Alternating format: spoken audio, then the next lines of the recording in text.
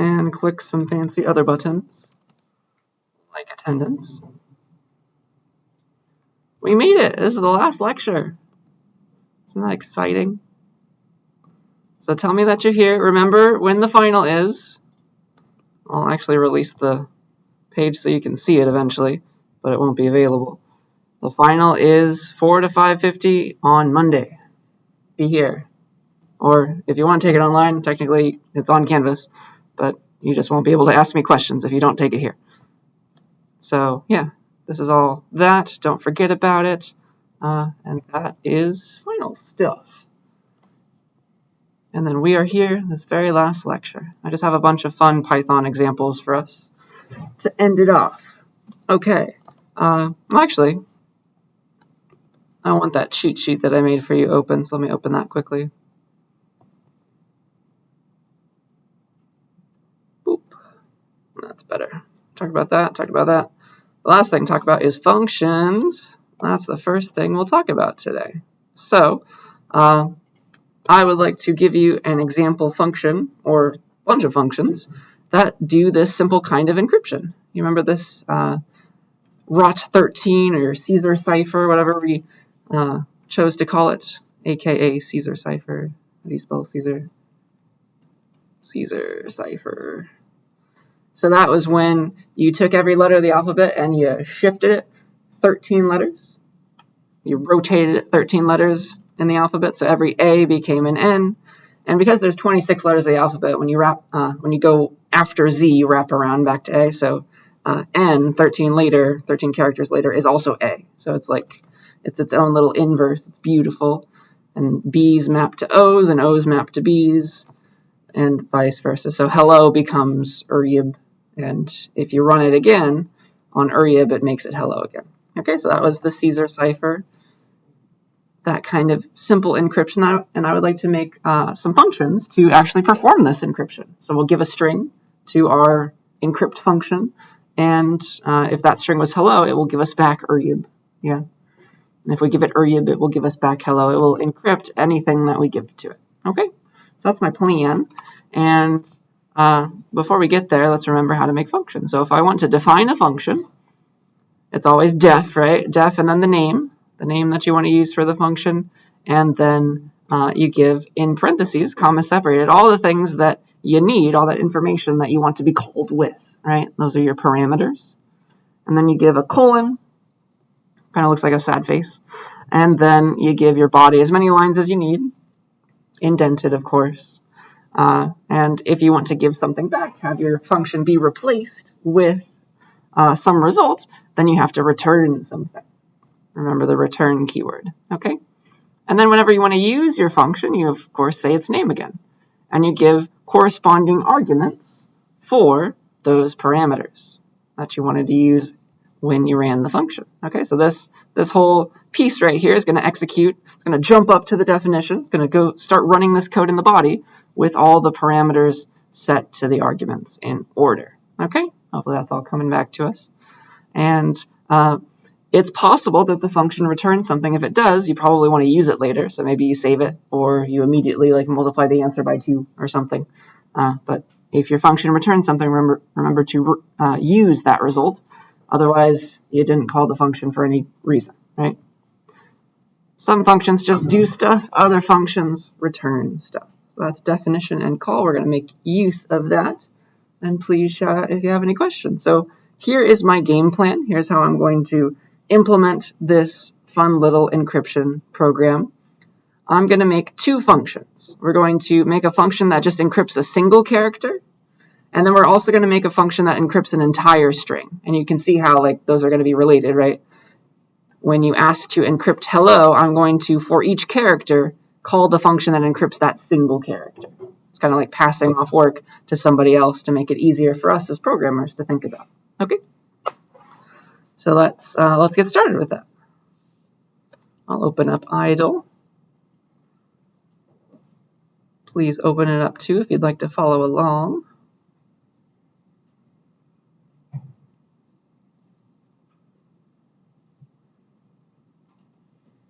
And let me save a new program. I wish I would just remember where I saved the last one. That would be helpful. But no.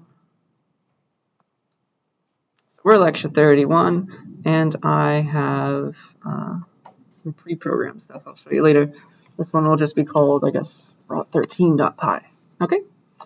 So, let's see if we can get this all visible for us. I'm not sure where I want it yet, but we'll figure it out together. So,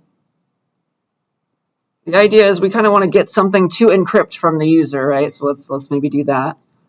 So, input, enter a string to encrypt, something like that.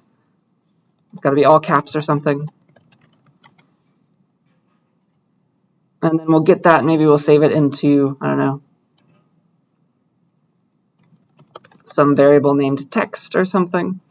And then our goal is to encrypt it, right?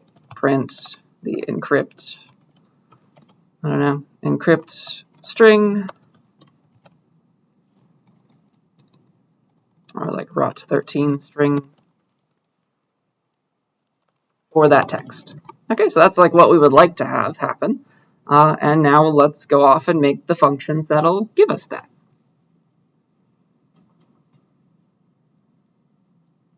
Boop. And the beauty of computer science is it's all about wishful thinking. Like, all right, I wish I had this function. Let's make it now. Let's see what it needs. Rot13 on a string, text. Well, what do I need to do to encrypt a string? Well, I need to make some kind of result variable, right, that I'll eventually give back. So encrypted string, start off with nothing, and then eventually do some stuff, and then return that encrypted string one character at a time. But that's the goal, right? I would like to, one character at a time, encrypt that hello string, make the HAU, add it to my output, add it to my encrypted string variable. Make the E and R, add that to my encrypted string variable. Yeah? So I'd like to go through every character in the string and encrypt that character. We go through every character in text and encrypt it. Okay, so let's do it. So how do we do that? I can say, what is a string but a list of characters? Isn't that beautiful? So I can actually iterate through a string and it will give me every character, unless I am going crazy. I'm pretty sure that's possible. For C in text, I'll go through every character in the text, and then we'll go and encrypt it. So encrypted character equals rot13. Well, let's encrypt that single character. So please encrypt that character C. Okay, we'll save that in our encrypted character variable, and then we'll add it to the end of our encrypted string. So encrypted string equals whatever it was before, plus that new encrypted character. Does that make sense? So go through every character in the input, encrypt that single character using a function that we're about to make, and then add it to the end of our built-up string that we're going to give back. So like initially it starts out empty. This is like text, right? This is text. We go through every character, and our result right now, encrypted string, starts out empty. Encrypted string, currently empty, and slowly but surely we're going to add a single character at a time. We're going to, all right, encrypt the H, make a U, and we'll add it to the end of encrypted string. So now it has a U in it. And then we're going to encrypt the next character, encrypt the E. We'll get back R from our encrypt the character function. We'll add it to the end of our encrypted string. So now it holds right? We're just going to, one at a time, one character at a time, add to the end of it. So eventually, at the end, we'll have added 5 characters to our encrypted string before we give it back. Does that make sense? Are there any questions about that strategy? Because that is a good start, I think.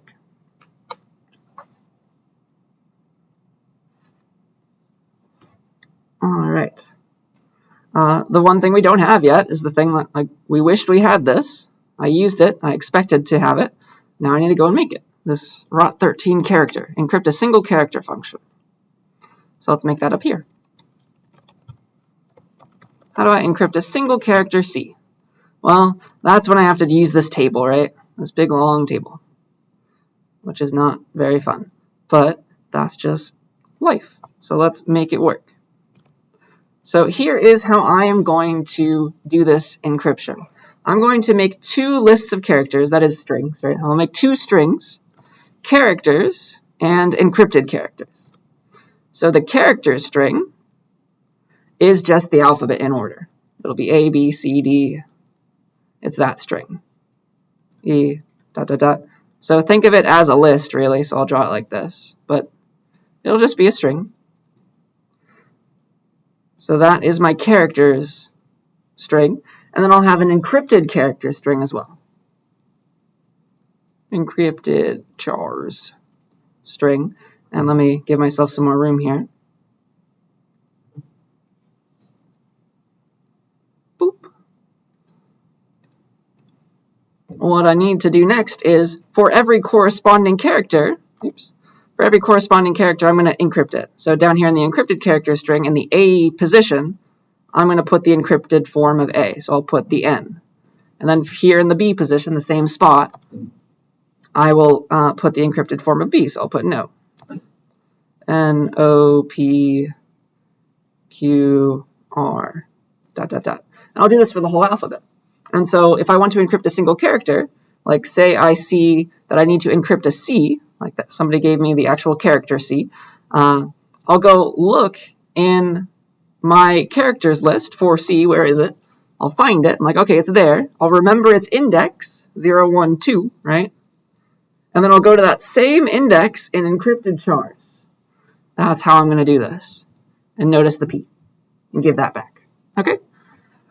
So if I have those two strings, I can just find the index of the character in the normal alphabet order and then go to that same index in the encrypted string. Encrypted chars string. Yeah? That's what I want to do. Let's make that happen. So chars, don't mind me as I type the alphabet. A, B, C, D, E, F, G, H, I, J, K, L, M, N, O, P, Q, R, S, T, U, V, W, X, Y, Z. And then we have encrypted chars. And to make this look cool, I'll move this over here so that I can line them up. So the first character, A maps to N, and then it goes in alphabetical order again. So let's just do this. N, O, P, Q, R, S, T, U, V, W, X, Y, Z, A, B, C, D, E, F, G, H, I, J, K, L, M. Okay. Yeah, so for every character, like C, there is a matching encrypted version of that character. And so if I go to that same index, I'll get the encrypted one. So here's my strategy. Find the index of C, the character C, in chars. Go to that same index in encrypted chars. That's the encrypted thing I need to get back. Yeah? So let's do this. So for, I don't know, char in chars. Oh gosh, I can't do it this way. I have to use a while loop or something. So, yeah, let's start I at 0 while I is less than the length of chars. I need to visit every index. So visit index 0, visit index 1, visit index 2. If chars at that index is equal to the character I need, then I'm good. I found it, okay? Index of char equals, let's start off at like -1. And I'll set it to I if I need it there. Okay, so if the index that I'm looking at, I'm calling it I, is equal to the character I need to encrypt, then I'll save the index of it in this index of char variable. Okay? And then it's always I equals I plus 1 to move on. Technically, I could use that break right here to stop the loop once I found it. But I talked to you about that just last time, so I don't want to force you to remember it. I won't test you on it or anything. So, yeah. Just go through every character in this, go through every index of this string, find which character was the C I was looking for, give back, or save that index, and then give back the thing at that same index in the encrypted chars. Return encrypted chars of that index of char. Okay? Are there any questions about this? This was a bit of a more complicated function. We noticed what we needed and we made it happen, but it's a slightly complicated algorithm. Are we following that? And so yeah, now everything we expected, like, all right, we noticed we needed this, we made it. And while we made that, we noticed we needed this, so we made it. In theory, we have everything we need, so let's try it. Let's see what I forgot or did wrong.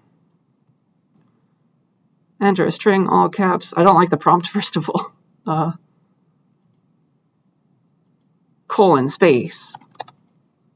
Yes, please. Try again. Oh no. Hello. And we get the URIB. Look at us. Nice. So it goes through every character, encrypts it, gives back the encrypted string. Every character, it finds that index in chars and gives back that index in encrypted chars. It's beautiful. And if I give it the same one, URIB, it'll make it hello again. Isn't that nice? So that is lovely. And a good example of functions, I think. Are there any questions about what we did here? Like, do we all understand why I needed to return stuff? Like, all right, I needed to return something from this function so I can give it to print. I needed to return something from this function, rot13 char, so I could add that exact character to the string I'm trying to build up. I needed it back. I needed to give something back. We good with that? So I just have more fun examples. That's what today is about. If we're happy, let's keep on trucking. Let's get into turtle stuff now. So let's remember how to do randomness as well. So first random thing with turtles, let's do a random Etch-a-Sketch. Do those still exist? Like, do kids still enjoy those? So if you're not quite familiar with what an Etch-a-Sketch is, it's that little thing with a little window, right? It's got two knobs, and it draws things in like straight lines. If you twirl one of those knobs, it like moves up or down, makes a line. If you twirl the other, it moves left and right. Yeah, we all seen one of these before. At least my childhood had this. So that's an Etch-a-Sketch, and let us make a random picture on a turtle Etch-a-Sketch. Okay, so let's have the turtle draw a bunch of random straight lines, north, south, east, and west exactly, and turn in random directions. Won't that be fun? That's what I'd like to do. And then we'll stop drawing eventually when the turtle runs outside of like a bounding rectangle. So we'll set like a 600 by 600 rectangle around the center. And if the turtle tries to draw a random line outside of that, that's when we're done. So that's going to be 600 by 600. 600 by 600, which makes like the bounding part. This is 300, 300, right? 300, 300, something like that. And this is negative 300, negative 300. So that'll be fun. Yeah, let's remember randomness and turtles. Python random. So we're going to use a lot of this stuff. And I'll call it Etch-a-Sketch. .py. So import random, import turtle, turtle.speed fastest, because we got a lot of stuff to do today. Turtle.shape, turtle, because why make it a triangle when it could be a turtle? And now we're ready. So the turtle starts at 0, 0, and what I'd like to do is have the turtle draw random lines, right? So forever, draw random lines of random lengths, right?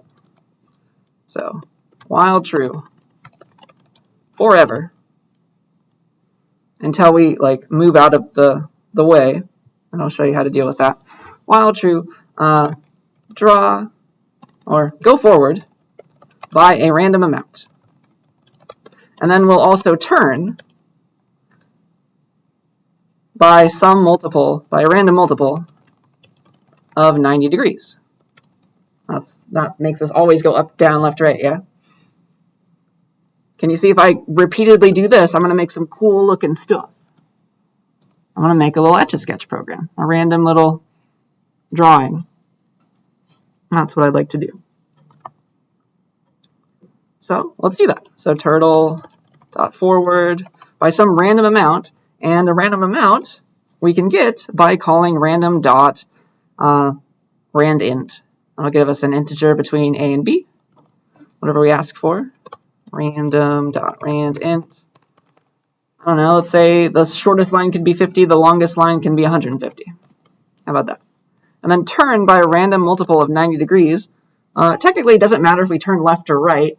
Like, it's just, if you're facing east, you could either turn left 90, left 180, left 270. You'll still end up in the same place as if you turned right 90, right 180, right 270. No big deal. All right, so let's just say we're going to turn left. Turtle.left by some multiple of 90 degrees.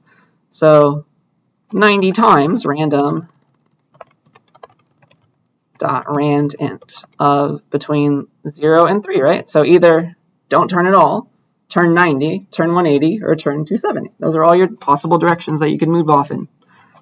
Does that make sense? So this is a very short program right now, but actually it's going to look cool already. Whee, there he goes. And now he's off the screen, unfortunately.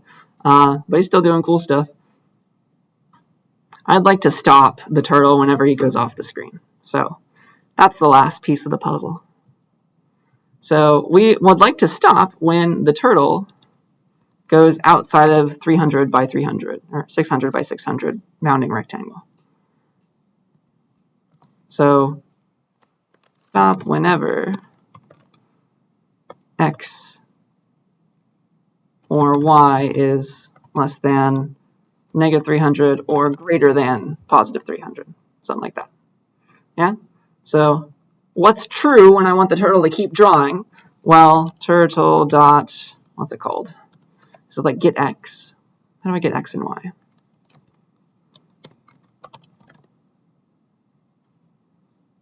Oops. I apparently searched Amazon instead of Google. How did I do that? Cool. There you go. Get x. Or do I have to get both at the same time? X core and y core. There we go. I can get x core and y core like that. Cool.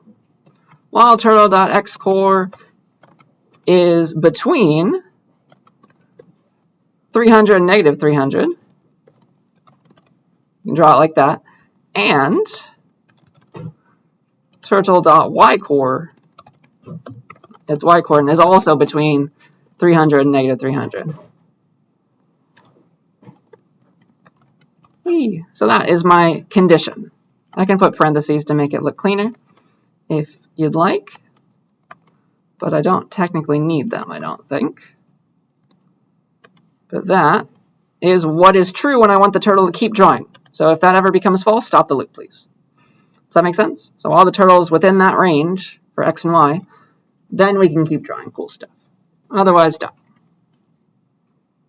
And so this one, he left pretty quickly. So maybe to get cooler drawings, let's make this smaller. Let's make it be between like 10 and 50.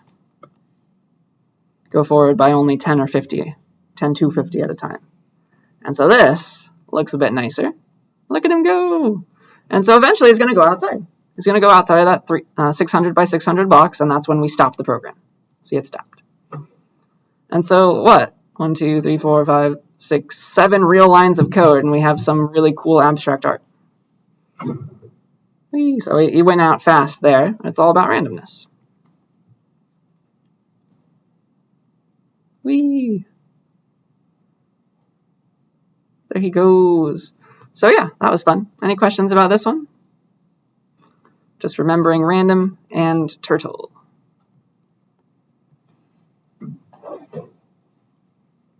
That'll be my new desktop background now.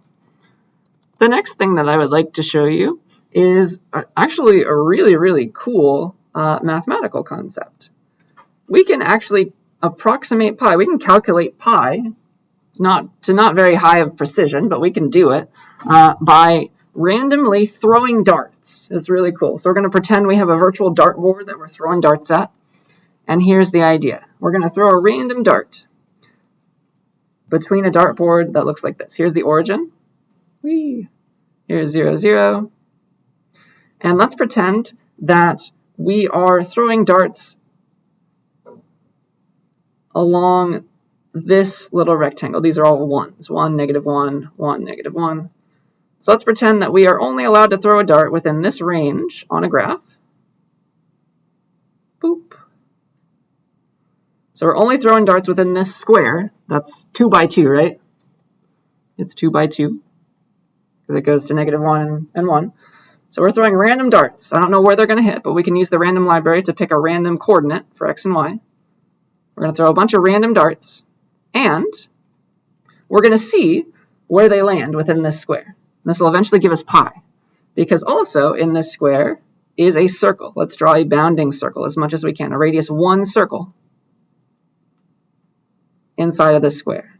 And so when we throw our random darts, sometimes we're going to get inside of the circle, and sometimes we're just going to get outside, right? We're going to get on those edges there, and it's not going to quite be in the circle, but it'll still be within that, that square. And because it was random, the ratio of darts that are going to land within that circle is going to be a ratio involving pi. It's going to be a ratio involving their areas, right? Because it's just random. What's the area of this circle? Well, it's a radius 1 circle, right? So it's pi r squared, pi times 1 squared. That's pi, right? So the area of that circle is pi, and what's the ratio of the whole thing then? What is the area of this bounding square? It's 4, isn't it? So that's 2 times 2. 2 squared is 4. So the area of the inner circle is pi, the area of the whole thing is 4.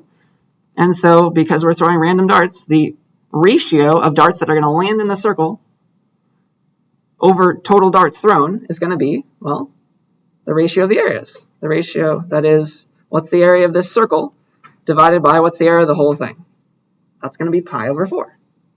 So if I just throw these random darts and I count which of them landed in the circle, and also keep track of how many darts I threw total, if I calculate this number, the number of darts that hit inside the circle divided by the number of darts total, that will approximate, with enough darts, pi over 4. So if I multiply whatever I get by 4, that is a valid way to calculate pi. Isn't that cute? So let's do that. Does that make sense, first of all? Like, are there any questions about that idea? It's a bit abstract, but it is correct. Darts. Pi. So import random. Here's what I'll do. Well, how many darts do we want to throw? Excuse me. 1 million, maybe? Let's throw 1 million random darts. So, I don't know, for I in range. Let's make a variable for that. Total darts is 1 million. For I in range total darts. So this loop is going to run 1 million times right now. Then we'll throw a dart, see if it landed inside the circle.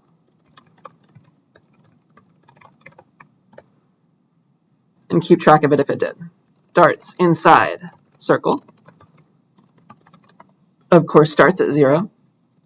And then at the very end, we're going to print, well, darts inside circle divided by total darts. That's pi over 4, an approximation for pi over 4. And we're going to multiply that by 4 to get an approximation for pi.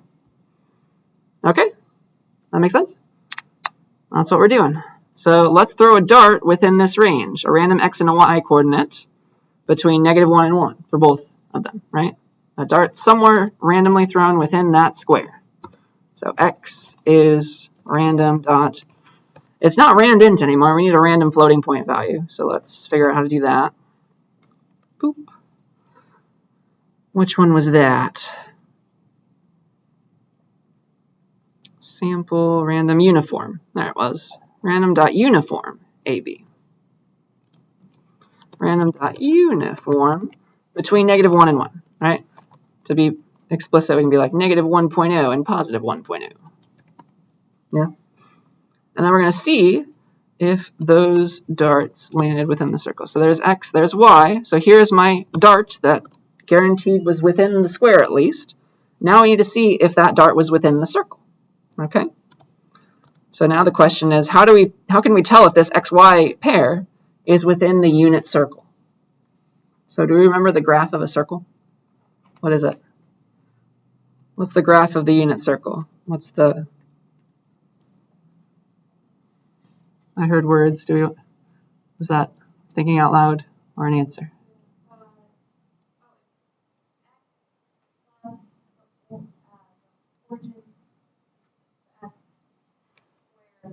Yeah, squareds.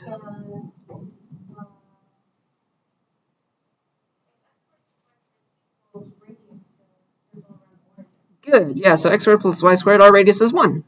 Radius is 1. So you can think of it, an easy way to remember is this circle. What is a circle? But at least the line around the circle is, well, it's all the numbers that are exactly distance 1 away from the origin, right? Like this number, this spot is exactly distance 1. This spot is exactly distance 1. And so how do you calculate distance? Well, that's how you calculate distance. It's equal 1. And so you can get this to go away by squaring it.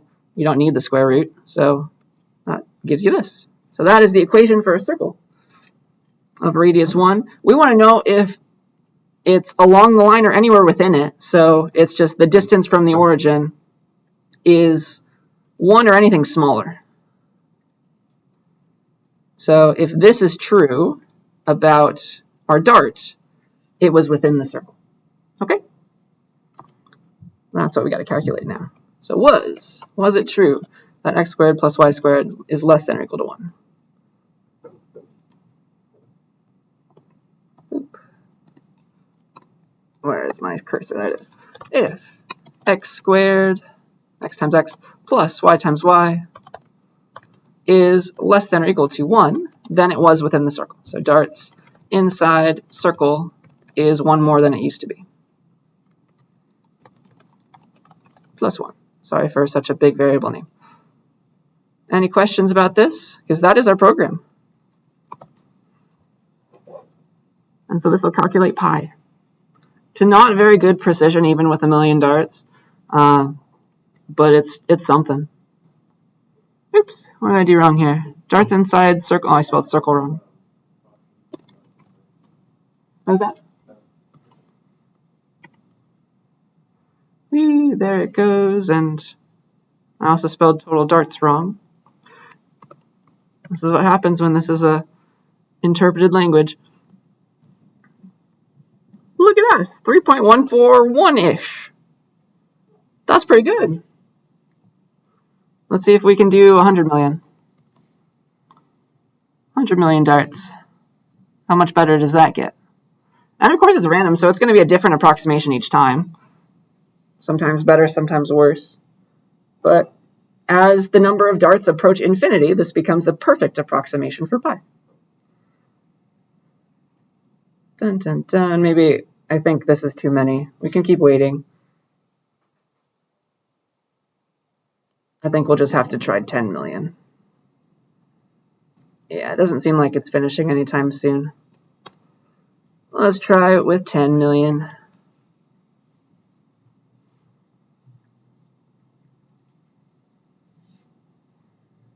If this took like a second, it should take like 10 seconds. Yay, and so this was, I don't know, maybe better, maybe worse. It's random each time, but do we understand the math? Do we understand how this is all working? Oh yeah, that's close to 3.141. Very nice. So yeah, that's my approximate pi example. Examples with randomness and loops. Are we ready to keep going? All right. So my next few examples have to do with the target logo, and so I think this needs a backstory. When I was at UCSB, there was no target. I was there for 6 years. 5 of those years did not have a target. There was a Kmart. It was the second highest grossing Kmart in the country because there was no target anywhere near it. The only higher grossing Kmart was in Hawaii. All the college students went there. It was horrible. But then they finally made a target right before I graduated. And so we're going to celebrate that by drawing the target logo first out of squares. Well, let's do it. So how do we want to do this, I guess is the question. Let us make a draw square function with the center, with the width, and with the color, because one way to draw this logo is, well, first draw a big red square, so it's all filled in, right? Then draw a smaller white square. Does that make sense? Because that'll take out that piece. Then we have a red square with a white square. And then draw an even smaller red square inside of that. That's the idea. Okay? That is what we're going to do. And so we need to keep track of this. So draw a square. It's going to take, all right, instead of how we did it before with like an upper left or something, let's give the center that we want to draw the square at. So maybe 0, 0. Let's give the center of the square and then the width of the square again and the color that we would like to draw. Okay? So that's the idea. And then we're going to draw, I've calculated that with 200, then 125, then 50 looks nice. So that'll be our functions. So target square dot pi. And so let me steal a bunch of turtle stuff from Etch-a-Sketch.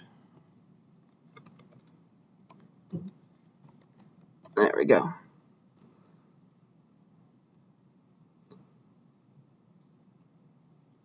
So here's what I'd like to do to draw it. It's going to be draw a square. Let's just center it at 0, 0. So draw a square centered at 0, 0. I can give a tuple for that. And then the width will be 200 first. And the outer square is going to be red. So big red square first. The color red. And then I'm going to draw a smaller, 2 more squares, right? That are both smaller. Oops, did it not copy? 200, 125, and 50. And the inner square is going to be white. So first draw a big red square, then draw a smaller white square in the middle of that to cut out part, and then draw an inner red square to put back in some red. Okay? So if only we had this function, this would look nice. So let's make that function. Def draw square. And it's going to have a center. It's going to have, we say width, and then color. Okay? So, I ask for the center. We're getting the center right now. So 0, 0. We're given 0, 0, for example. But we want to make a 200 by 200 square. It makes no sense to start drawing from the middle. So even though I gave the center, we still have to like calculate one of the corners. We have to figure out where one of the corners is so that then we can go and wrap around. Yeah, that's the only way to draw a filled square. So we got to get to a corner from the center. So if this is 200 by 200, and this is 0, 0, or it's just like center x and center y. This is the center. Let's call that center x and center y. Wherever it is. Center y. Then we would like to calculate this upper left, because that's how we know how to draw a square. This upper left is, its coordinate is, well, what's its x coordinate? It's, well, whatever the center's x coordinate is, to the left by half the width. Yeah? So it's center x minus width over 2. So that's the x coordinate. And then the y coordinate of the upper left is the center's y coordinate plus half of that width, so 100, right? So this is go left by 100 in the x, this is go up by 100 in the y. center y plus width over 2 because it's the square. Does that make sense? And then we can start here, face east, and draw a square as we know how. Okay, so let's get all that. Let's make that happen. So let's get center x and center y. Center x is the 0th thing in the center tuple, and center y is the 1th thing in the center tuple. Oh man, have you ever looked at like a word so many times it looks wrong? That's happening for me right now for the word center. And then the upper left is going to be center x minus width over 2 and center y plus width over 2.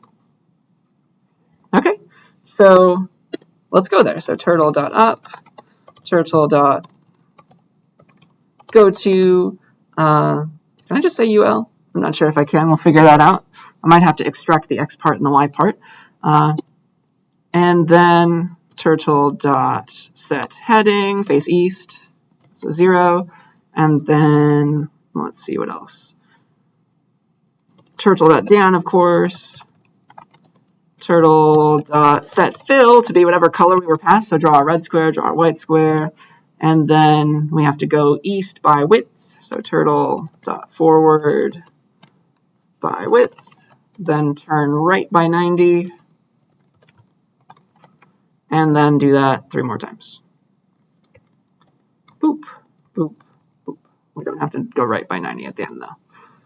That seems like it's going to draw a square to me, but we need to actually do the begin and end fill as well, don't we? So turtle begin fill and then end fill.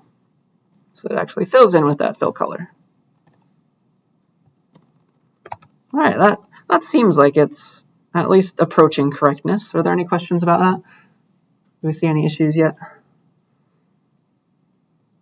So that's how we draw our square. Even though we were given the center, we have to get to one of the corners, and so let's pretend we got to get to the upper left. So let's see what this does.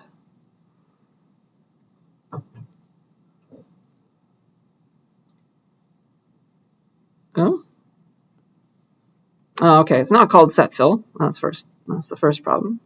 Is it just fill color?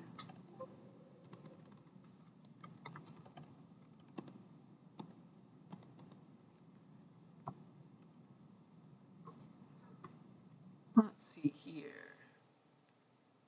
Okay, yeah, it's fill color, sorry. That's what the documentation is for. Fill color, that color. That looks nice. There's my square.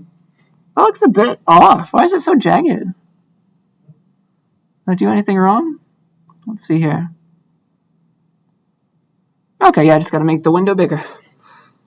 Sure, but that is my little target square. Are there any questions about what we did?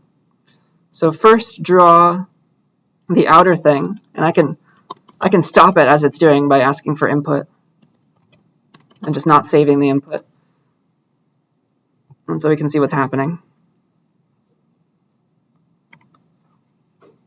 So there was the first thing. We drew the red square, right? That was the first thing we did. And I'm apparently not allowed to move the window. There we go. And then it's asking me for input, and I'm just going to give it the enter key. And then we're next going to draw the white square inside of that. Boop. And then we're next going to draw a red square inside of that. Boop. I hope that makes enough sense. Are we happy with that? So that's the target logo with functions. All right. Next, I'd like to draw the real target logo with circles. Whee. So let's do it with circles. And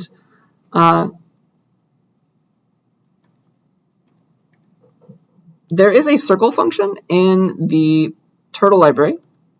It looks like this, and we're going to use it. Turtle.circle. Boop. And you give it a radius, and it draws a circle of a given radius, which is perfect. That's our width. But you have to start the circle not at the center. It doesn't draw it relative to its current position. It draws a square, like if the turtle is like right here and you ask for a circle of radius 100, it's going to draw it like this. That's going to be the bottom point of that circle. That's just how the library works. So we're given the center of our circle for our circle function. We have to move down here before we call the turtle library's circle function. Okay, that's what has to happen. So let's do that. Well, let's copy most of this stuff because it's going to be very similar. Copy. Let's see. What would I like to do?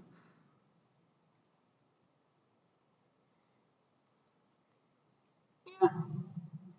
Let's do it in a different file.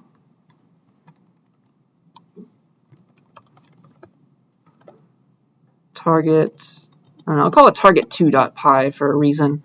So let's keep the draw square actually. And let's make a draw circle as well. Oops, did it paste properly? There it is. Okay, so there's a draw square twice now. Let's make one of these draw circle with center, width, and color. So there's our center X. We have to move to the starting point, which is going to be down here. So it's keep your X coordinate, your Y coordinate needs to be half your width, really radius.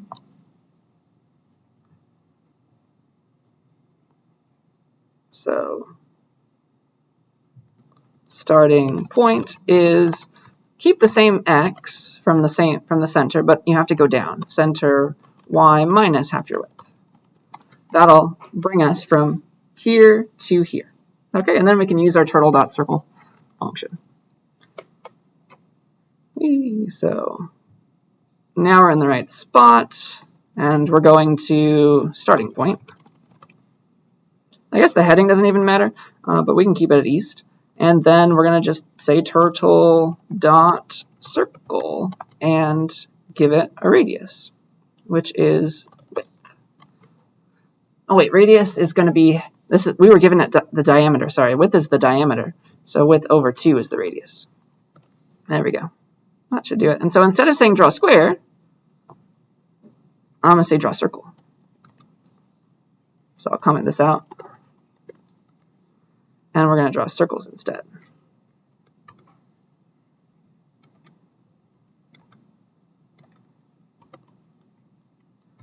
And there we go. There is our target circle drawing program. Are there any questions about it? It's very similar, right? Just change the draw square function to a draw circle function in the obvious way, and then call the function in a similar way. There's a lot of similarities. So what I'd like to do is exploit those similarities. We know how to program now. We can make something work, but let me show you how to make this a slightly better program for a definition of better. All right? Let's generalize what we did. Okay?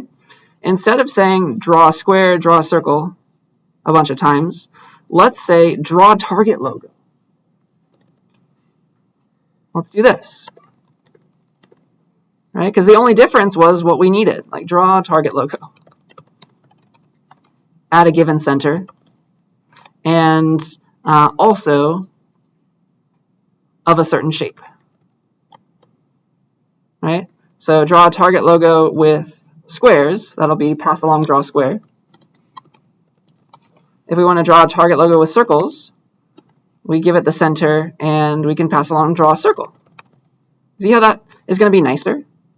We can generalize what we did and make another function called draw target logo. That depending on what we pass along, it uses squares to draw the logo or circles to draw the logo. Isn't that neat? That's what we want. So let's make that happen. Let's make our draw target logo.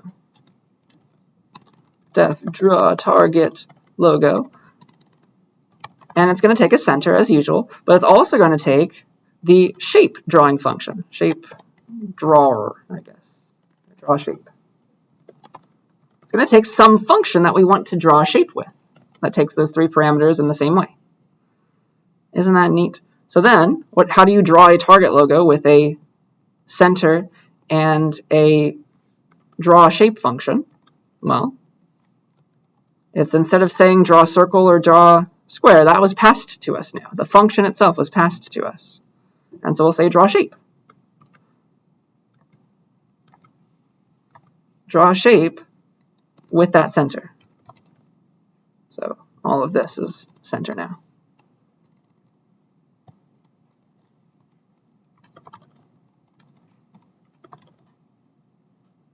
Isn't that neat? So if I want to draw a target logo out of squares, I'll pass along the center and the draw square function, and it will call draw square because that'll be placed in the draw shape parameter. Are there any questions about that? That's something that actually might not be obvious to C++ programmers, even if you've taken some programming classes before. It's not very common, in C++ at least, to pass along functions to functions. But this is the next level of thinking. So we'll make a draw target logo function. So let's use that to draw our target logo out of squares. It should work just fine. Oh, sorry, center is not defined. Where is center not defined? On line 56. Where is line 56? Gosh. That's the draw target logo function you're calling it. Oh, thank you. Oh, yeah. So, sorry. The first center has to actually be something we give. Excuse me. Thank you. So 0, 0, of course, or wherever you want it. But now we can do it. Draw our square. So draw a target logo out of squares. Draw a target logo out of circles. That's lovely. I can put them both on the same page, right? I can put the square target logo at, like, center it at 150, 150. And the circle target logo can be negative 150, negative 150. Let's see if that is on my screen still. Can use them both. Oh, yeah. Any questions about what I just did? I generalized what we're doing. I noticed the pattern, and I extracted the pieces that made up that pattern.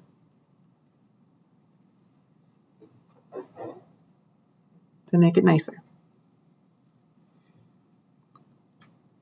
If you'd like, we can do a triangle target logo now with the draw triangle function.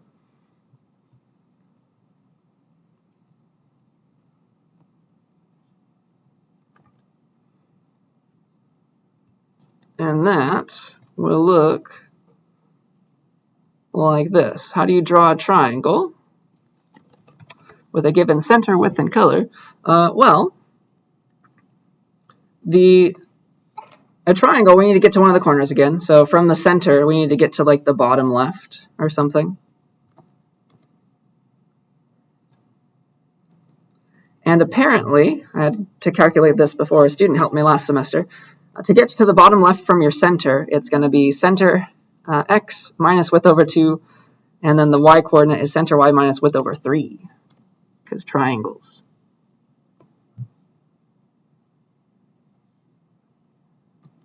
So this is going to be bottom left.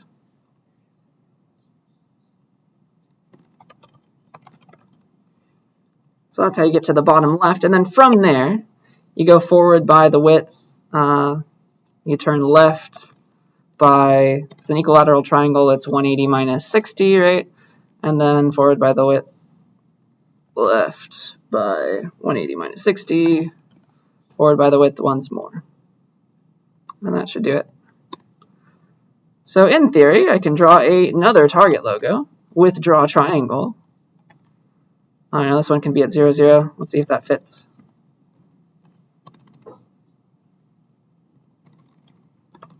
And so I'll draw a triangle a bunch of times with those centers and colors and fills, given a draw triangle function. Oops. Oh, that's what I get for pasting from PowerPoint. That's not a real minus symbol. That's a fancy minus symbol. Oh, UL is not defined, excuse me. I called it bottom left. There we go. Yeah, good enough. There's our triangular target logo. And that is that. Any questions about these examples? We generalized what we did. We made a nice function that called another function, which we passed to it. I think that's fun. So, are we good to continue? Because the last things I have are just some really cool examples that I programmed ahead of time that I'd like to tell you about. I would never dream of testing you on them, but they're fun to study if you're interested. So for my first example, I have made, do you know Pete Mondrian, this kind of art? The dude that made this stuff? Everybody has a shirt with this on it nowadays. Let me show you how to randomly make artwork that looks like this. I have a file. I'll open it. It is complicated, but you can understand it. I have no doubt.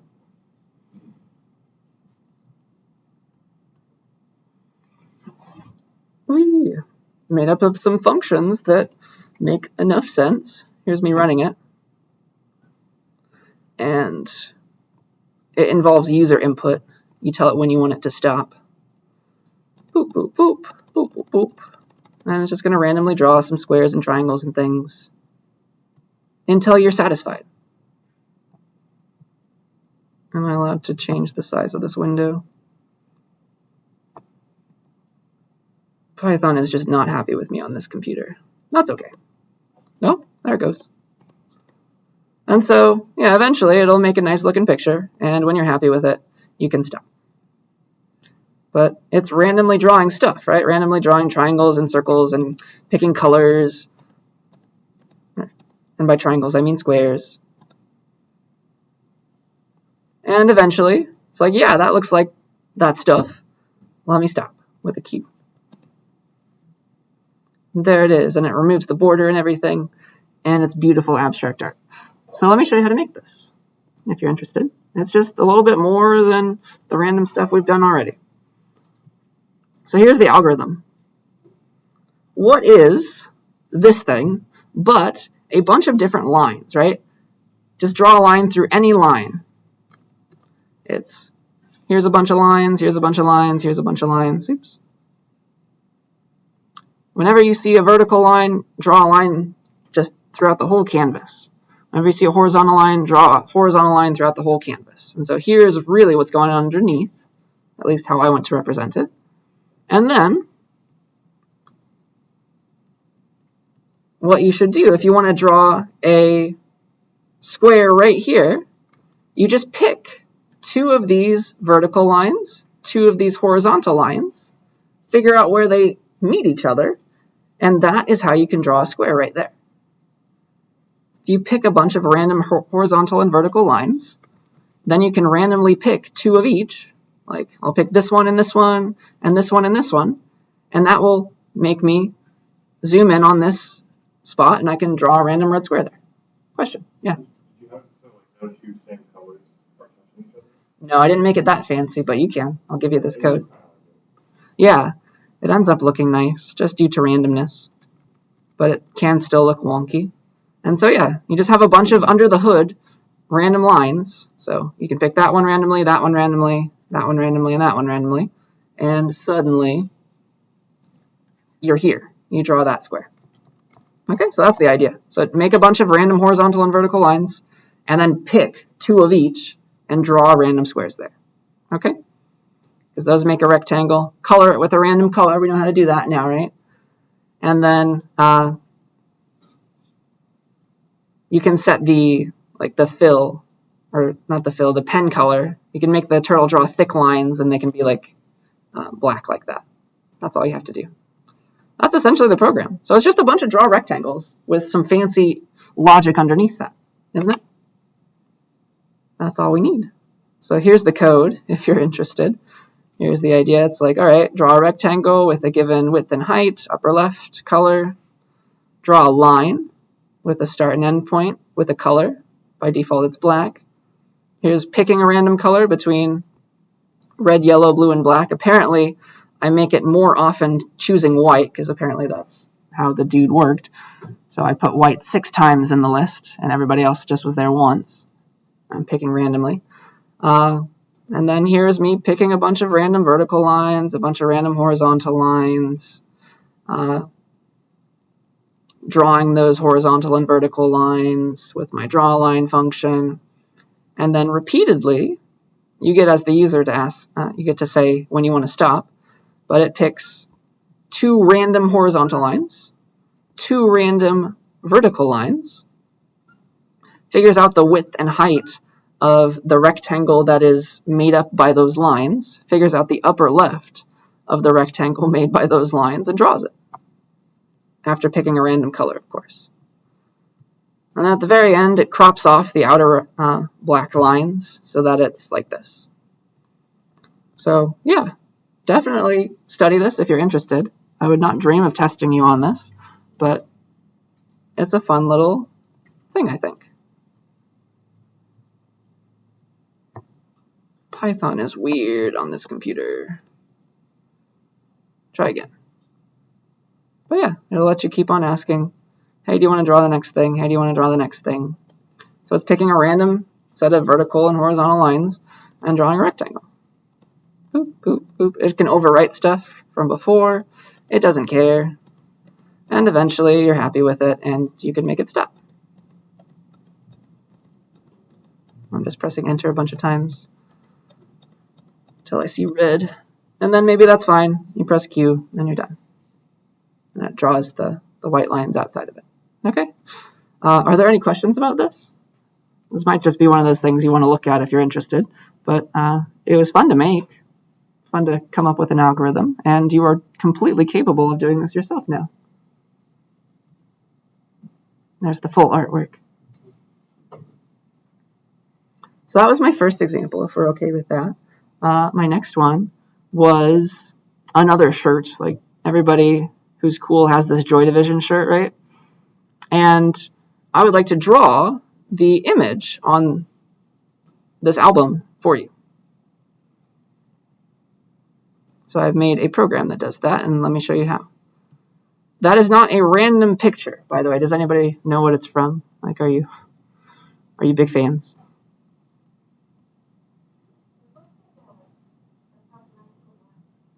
Like a what? Yeah, it kind of does. It looks like some mountains. It's actually some, what's it called? It's readings from a celestial object emitting radio waves. I put it here in the comments. The album cover is from the oscillation signal coming from a, how do you pronounce this? Is it a pulsar? Pulsar, is that how you say it? This specific pulsar from somebody's PhD thesis. And so we can look that up if you're interested. But that is that. So it's just a bunch of radio waves that have been saved, the peaks and things. So we can go here on Wikipedia, look it up. But that means we have data and we can recreate that data. So here's the pulsar. It has a period, that's why it's being cut off like that. And it doesn't really show us anything. I guess if you go to this, it says more about it. What's the artwork from? All this stuff. Where'd it come from? But yeah, that's what's happening. And so this radio waves, they have been saved. And here is that data. I have just taken it from the internet. Somebody's typed it up. Here are all those waves. It's like, here's the first line of the shirt. Here's these signals. It's like, all right, some negative radio waves, some positive radio waves. It's just different numbers. And you can just plot those. You can graph them, right? With some offsets. So a bunch of lists of numbers. That is the data. And we can use that to draw the shirt.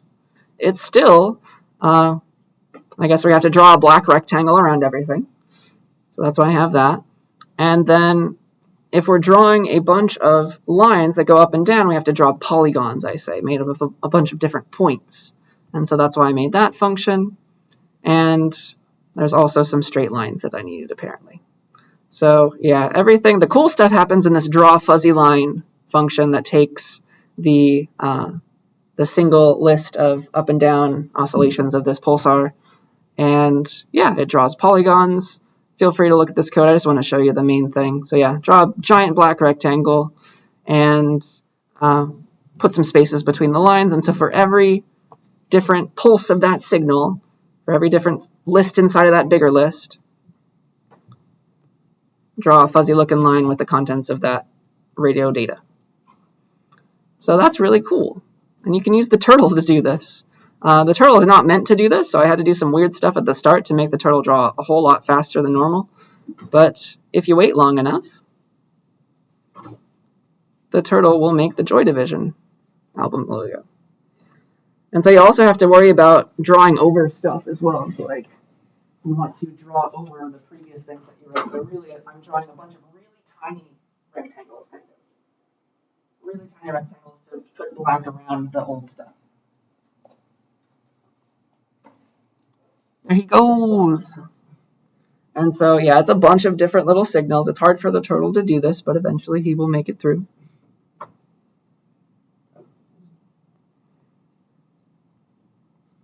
And this will, I promise it'll look super cool.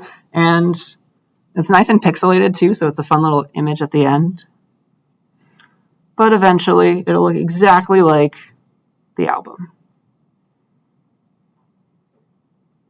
And this is just the turtle. He's drawing stuff over stuff. Stuff that you know how to do.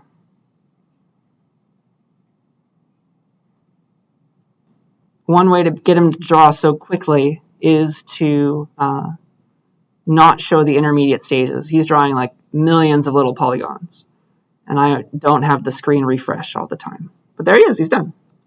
And so it's just like the t-shirt, just like the album cover. It's exactly the same.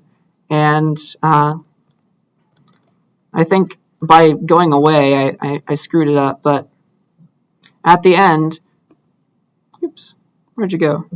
Oh, he's not done. Sorry.